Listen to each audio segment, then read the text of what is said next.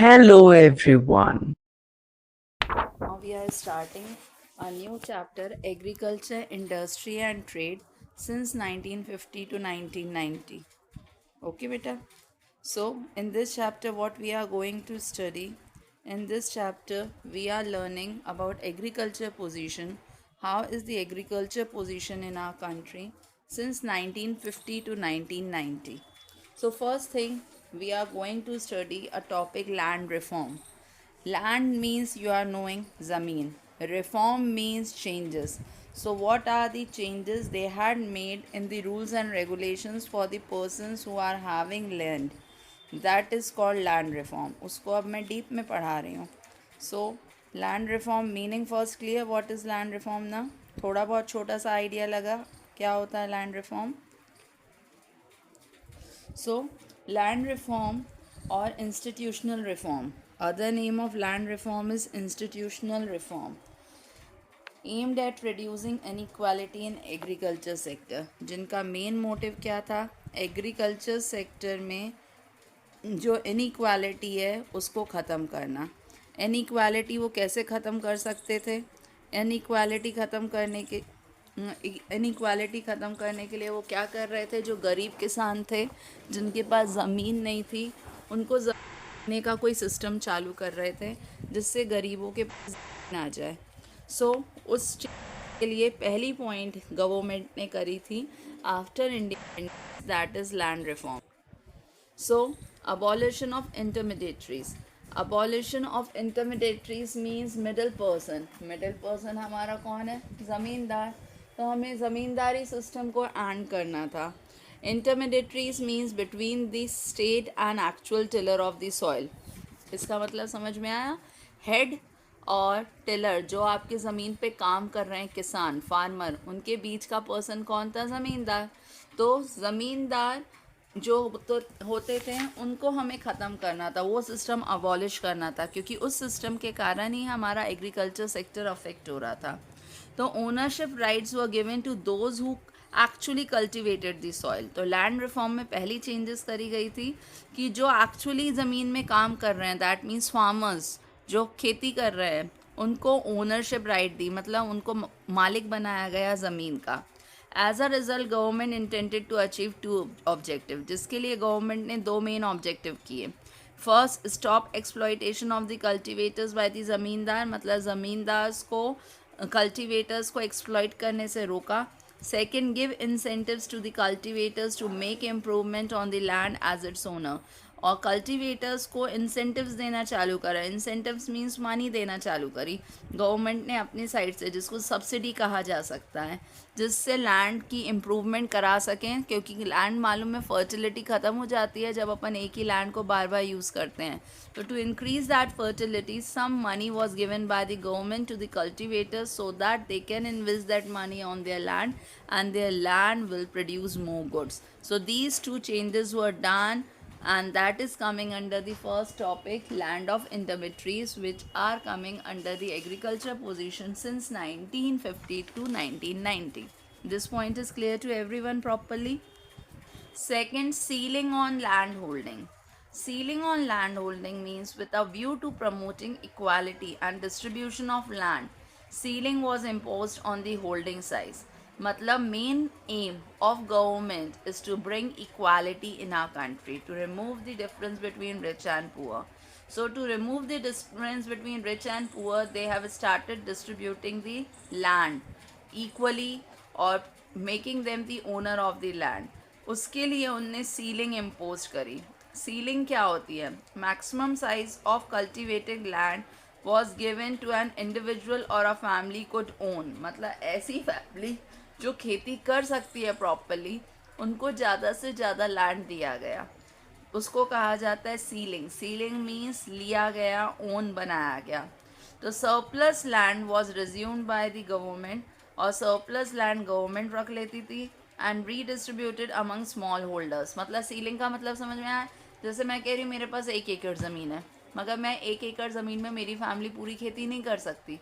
तो मेरी फैमिली के लिए जितनी ज़मीन की रिक्वायरमेंट है उतनी रिक्वायरमेंट गवर्नमेंट ने मुझे दे दी, उतनी ज़मीन दे दी, बाकी लेकर उनने गरीबों को दे दी. इससे क्या हुआ, कम से कम हर पर्सन के पास थोड़ी थोड़ी ज़मीन आना चालू हो गई और उससे उन लोगों का वर्क चालू हो गया. That is called ceiling. तो maximum size of cultivated land is given to an individual. तो मैक्सिमम जितना एक फैमिली को ज़रूरत हो सकती है उतना उनने दे दिया. उसके बाद जो सरप्लस लैंड बच रहा है वो गवर्नमेंट ने खुद रखा और फिर वो उनने गरीबों को, छोटे छोटे किसानों को थोड़ी थोड़ी ज़मीन दे दी ताकि वो भी ओनर बन जाएं. आई बात समझ में? ये सीलिंग ऑन लैंड होल्डिंग भी समझ में आ गया. Then third is consolidation of holding. Consolidation of holding का मतलब क्या है? With a view to reducing fragmentation, consolidation of holding was according a high priority. Means चीज़ों को टुकड़ों में बांटना, इससे अच्छा उसको जोड़ने पर उनने बल दिया. तो तोड़ने से अच्छा जोड़ो, एक करो, उस चीज़ पे उनने बल दिया. तो consolidation is a practice to allot land to a farmer at one place for his scattered holding here and there. मतलब देखो, जैसे समझ लो मैं एक फार्मर हूँ, मेरी थोड़ी सी ज़मीन खुरवई रोड में है, थोड़ी सी खुरई रोड में है, थोड़ी सी आगाजोत में है. तो अलग अलग जगह मेरी ज़मीन बटी हुई है. तो मेरे फ्रेगमेंटेड लैंड है, मतलब अलग अलग टुकड़े हैं. तो गवर्नमेंट ने क्या करा, instead of fragmented land they have given at one place the whole land whatever I am having. तो उनने कंसोलिडेटेड होल्डिंग पे प्रायोरिटी दी. मीन्स एक साथ ज़मीन देने पे उनने प्रायोरिटी करी. तो consolidation is a practice to allot land to a farmer at one place for his scattered holding. तो ये मीनिंग समझ में आया कि कंसोलिडेशन का मतलब क्या है? फार्मर्स को एक ही जगह में ज़मीन दे दी इंस्टेड ऑफ स्कैटर्ड होल्डिंग. जो उनकी बटी हुई ज़मीन है उसकी जगह उनने एक ही जगह दे दी. इससे क्या हुआ? कॉस्ट ऑफ कल्टीवेशन कम हो गई, क्योंकि एक ही जगह हम जब काम करते हैं तो खर्चे कम हो जाते हैं. तो bye 2004 more than 1633 lakh hectares of land was brought under consolidated holding. तो 2004 में इतनी ज़मीन को consolidated holding कर दी गई है. Clear this much also? Next is regulation of rent. Regulation of rent में भी उनने क्या करा?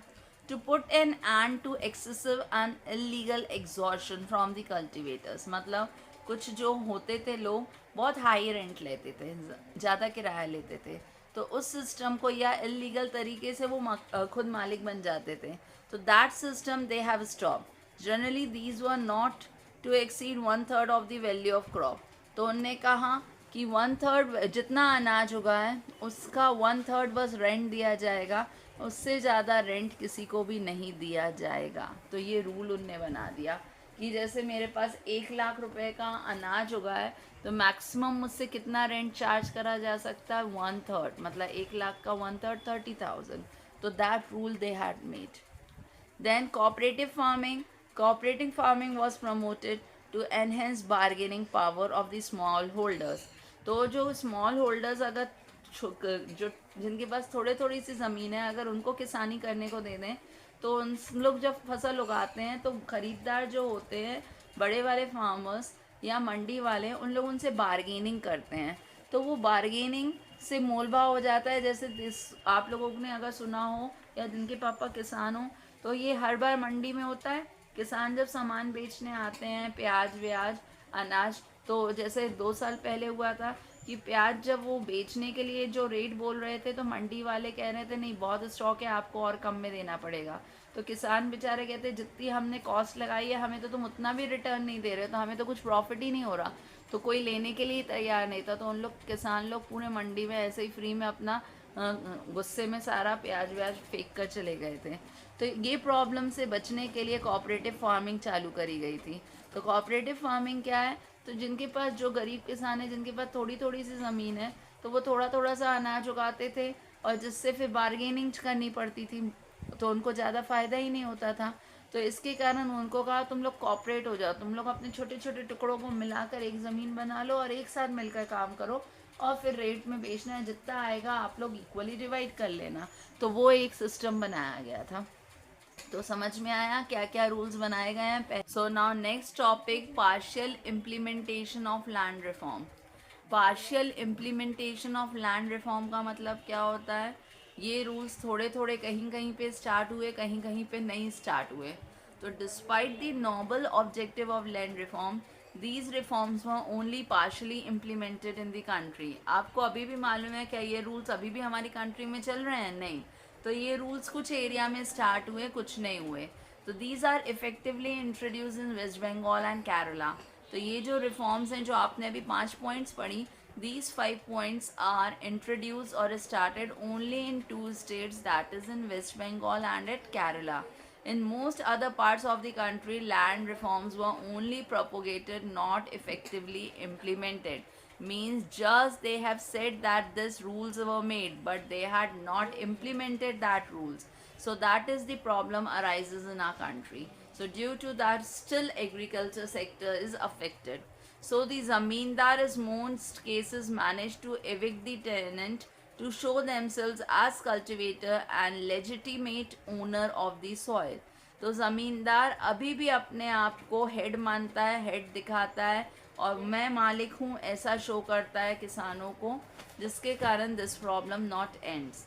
Second, the landlord charged the land sealing legislation in court, which provided the landlord enough time to evade the sealing act, and they managed to register their surplus land in the name of their close relative. दूसरा क्या करा दूसरे इलाकों में उनने, जो ज़मींदार हैं वो कोर्ट केस फाइल कर देते हैं जब तक कि आप हमारी ज़मीन दूसरे को छीन कर नहीं दे सकते. तो गवर्नमेंट उनसे ज़्यादा ज़मीन उनसे छीन नहीं पाती, इतने में वो ज़मीन छीनने से पहले वो कोर्ट केस फाइल कर देंगे और जो उनकी फैमिली जितना यूज़ करे उससे ज़्यादा जो उनकी प्रॉपर्टी होती है फिर वो अपने रिश्तेदारों के नाम पे कर देते हैं. तो फिर उनकी ज़मीन छीनी ही नहीं जाती गवर्नमेंट के द्वारा. तो ये उनने एवेडिंग सिस्टम बना लिए थे इन प्रॉब्लम्स से बचने के लिए. आया कैसे प्रॉब्लम से बचने के लिए सिस्टम बना लिया गया? ज़मींदार अभी भी तंग करते हैं और कहते हैं हम हेड है, मीन्स हम मालिक हैं, हम जो कहेंगे वही होगा. दूसरा सीलिंग, लैंड सीलिंग में अभी मैंने बताया लैंड सीलिंग में क्या था कि some extra land they are government is taking from the owner and giving to the small farmers. तो वो जो एक्स्ट्रा लैंड गवर्नमेंट लेती है, छीनती है, तो उतने तक वो जो लैंड का मालिक है वो कोर्ट केस फाइल कर देता है और उतना जब तक कोर्ट केस चलेगा उतने में वो प्रॉपर्टी पेपर्स बनवाकर अपना लैंड किसी और के नाम पे ट्रांसफ़र कर देता है. तो गवर्नमेंट उनसे ज़मीन एक्स्ट्रा उनकी छीन ही नहीं पाती. तो स्टिल दिस क्राइसिस वो running in our country. So partial implementation is clear. देखो टॉपिक है हमारा partial implementation of land reform. Means ये जो लैंड रिफॉर्म में हमने 5 पॉइंट्स पढ़े हैं, जिसमें पहला था लैंड रिफॉर्म, फिर land ceiling, land consolidation, cooperative farming और रेंट वाली पॉइंट. तो ये पांचों पॉइंट्स क्या हमारी कंट्री में हर जगह स्टार्ट हुई? तो वो कह रहे हैं पार्शियल इम्प्लीमेंट हुई. पार्शियल मीन्स कुछ जगह चालू हुई, कुछ जगह चालू नहीं हुई. तो ये रूल्स जो चालू हुए थे 2 स्टेट्स में चालू हुए थे, वेस्ट बंगाल और केरला में. बाकी जगह ये रूल्स बस बताए गए थे कि ये रूल्स बने हैं बट इनको चालू नहीं किया गया. इससे बचने के सॉल्यूशंस बना लिए गए. तो इससे बचने के सॉल्यूशंस क्या बनाए? ज़मींदार अपने आप को अभी भी कह रहा है नहीं मेरे पास सारे पावर्स हैं, तुम लोग कुछ भी नहीं कर सकते. और जिनके पास ज़्यादा ज़मीन है तो उससे क्या करा था, अभी लैंड सीलिंग करी थी कि ज़्यादा ज़मीन लेकर गरीबों को दी. तो जिनके पास ज़्यादा ज़मीन है अगर वो लैंड सीलिंग करने जाते हैं, मतलब उनकी ज़मीन छीनने जाते हैं, तो इतने तक कि वो अमीर लोग जो है कोर्ट केस फाइल कर देते हैं कि आप हमारी ज़मीन नहीं छीन सकते. और जब तक कोर्ट केस चालू होगा उतने में वो अपनी एक्स्ट्रा ज़मीन को किसी रिलेटिव के नाम पे ट्रांसफ़र कर देते हैं. तो फिर उनके पास प्रॉपर्टी कम ही दिखती है, तो फिर वो लैंड सीलिंग की भी नहीं होती, मतलब उनसे प्रॉपर्टी भी छीन कर गरीबों को नहीं दे पाते. This is the problem. Clear now? Now our next topic is technical reform. Technical reform means technology में क्या क्या चेंजेस आई. एग्रीकल्चर में टेक्नोलॉजी यूज़ होती है कि नहीं होती है? बोलो. जो फार्मर्स खेती करते हैं उन लोग मॉडर्न टेक्नोलॉजी यूज़ करते हैं. कौन कौन सी टेक्नोलॉजी यूज़ करने लगे हैं आजकल? Tractors, harvesters, chemical fertilisers, pesticides. ठीक है ना? तो ये सारी चीज़ें पहले तो होती नहीं थी. तो फिर हम इनने टेक्निकल रिफॉर्म्स लाए. टेक्निकल रिफॉर्म्स लाए मीन्स चेंजेस एग्रीकल्चर में टेक्नोलॉजी सेक्टर में भी लाए. तो सबसे पहले HYV टेक्नोलॉजी लाए. HYV क्या होता है? High yield variety of seeds. So they have started using high yielding variety of seeds, जिसको क्या कहा जाता है? Green revolution. तो प्रॉब्लम ऑफ लो प्रोडक्टिविटी, पहले हमारे यहाँ क्या होता था, ज़मीन में फसल ज़्यादा नहीं हो पाती थी क्योंकि एक तो हमें रेन के ऊपर डिपेंड होना रहता था, सेकंड थिंग रेन के ऊपर डिपेंड होने के बाद हमारी सॉइल की फर्टिलिटी ख़त्म हो जाती थी, तो अनाज उतना नहीं उगता था, मतलब डिमांड ज़्यादा होती थी और सप्लाई कम होती थी, फसल ज़्यादा नहीं उग पाती थी और ख़रीदार ज़्यादा रहते थे। तो हमारी कंट्री फॉरेन कंट्री से क्रॉप प्रोडक्शन खरीदती थी। तो फिर धीरे धीरे हमारे यहाँ टेक्नोलॉजी चालू करी खेती बाड़ी में, उनने केमिकल फर्टिलाइजर्स यूज़ करा। तो केमिकल फर्टिलाइज़र में उनने HYV सीड्स यूज़ करे, जिसको क्या कहा जाता है, टेक्निकल फर्टिलाइजर्स, इंसेक्टिसाइड, पेस्टिसाइड। इनको यूज़ करने से हमारी प्रोडक्शन क्या हो गई, बढ़ गई। तो जिससे हमारी प्रोडक्शन बढ़ी उसको कहा जाता है ग्रीन रिवॉल्यूशन। तो green means crops, revolution means spurt, means significant rise. तो सिग्निफिकेंट राइज हुआ क्रॉप में, जिसको क्या कहा गया, ग्रीन रिवॉल्यूशन और क्रॉप प्रोडक्शन इंक्रीमेंट, जो 1967-68 में इंडिया में हुआ था। इन दी 1967-68 सबसे पहले 25% प्रोडक्शन बढ़ाई गई थी इंडिया में, जिससे हमारी कंट्री अपनी डिमांड खुद फुलफ़िल कर पा रही थी और हमने दूसरी कंट्रीज से ख़रीदना छोड़ दिया था, क्योंकि अब हम खुद अपनी डिमांड के अकॉर्डिंग प्रोडक्शन कर पा रहे थे। एलिमेंट्स ऑफ HYV टेक्नोलॉजी, कौन कौन से elements high yielding variety of seeds में इंक्लूड होते हैं। First one is use of HYV seeds. तो use of HYV seeds means since 1965 high yield variety of seeds started. तो हमारी कंट्री में 1965 से HYV सीड्स यूज़ करना चालू करा गया। सबसे पहले ये HYV सीड्स किस पे यूज़ करे गए थे, वीट, राइस, बाजरा, मेज़, ज्वार और कॉटन पे। जब इनकी प्रोडक्शन बढ़ी तो धीरे धीरे दूसरे क्रॉप्स पे भी केमिकल्स यूज़ करना चालू किया गया था। Second point, use of chemical fertiliser. तो यूज़ ऑफ केमिकल फर्टिलाइज़र, हमने फर्टिलाइज़र्स यूज़ करना चालू कर दिए थे केमिकल्स वाले, जिससे क्या हुआ था, फर्टिलाइज़र एसोसिएशन ऑफ इंडिया ने देखा कि 272.28 lakh tons of chemical fertilisers हमारी इंडिया में अब 2018-19 में कंज्यूम हो रहा है। इतना ज़्यादा यूज़ होने लगा है chemicals. Use of insecticide and pesticide for crop protection. मालूम है जब फसल उगती है तो उन पे कीड़े लग जाते हैं, कीड़े लग जाते हैं तो पूरी फसल ख़राब हो जाती है। तो इन कीड़ों को लगने से बचाने के लिए इंसेक्टिसाइड्स और पेस्टिसाइड्स छिड़कने लगे, जिससे कीड़े नहीं बैठेंगे और हमारी फसल बच जाएगी। Then expansion of irrigation facility. अब हमें रेन के लिए भी वेट नहीं करना पड़ता है, इरिगेशन फैसिलिटीज़ ज़्यादा से ज़्यादा फार्मर्स ने अपने खेतों में बना ली है, या तो वेल्स बना लिए हैं या ट्यूबवेल्स बना लिए हैं, सो दैट उनको फुल टाइम वाटर मिलता रहे और उनकी प्रोडक्शन बढ़ जाए। तो ये सारी चीज़ें चेंजेस हुई हैं HYV में। आया ये चीज़ें समझ में आ गई बेटा? Okay. So two distinct face of green revolution, दो अलग अलग फेसेस, मतलब ग्रीन रिवॉल्यूशन जो हुई थी 2 बार हुई है हमारी कंट्री में। एक बार 60 से 70 के बीच में हुई थी, एक बार 70 से 80 के बीच में हुई थी। जब 60 से 70 के बीच में हुई थी तो हमारे यहाँ सबसे पहले दो क्रॉप्स के ऊपर ये HYV सीड्स यूज़ करे गए थे, जो थे वीट और राइस। और कौन से स्टेट में यूज़ हुआ था, पंजाब, आंध्र प्रदेश और तमिलनाडु में सबसे पहले 1960s और 70s के बीच में हुआ। साथ में regular supply of water, fertilisers, pesticide, ये सारी चीज़ों का यूज़ करा गया था, जिससे प्रोडक्शन बढ़ गई थी।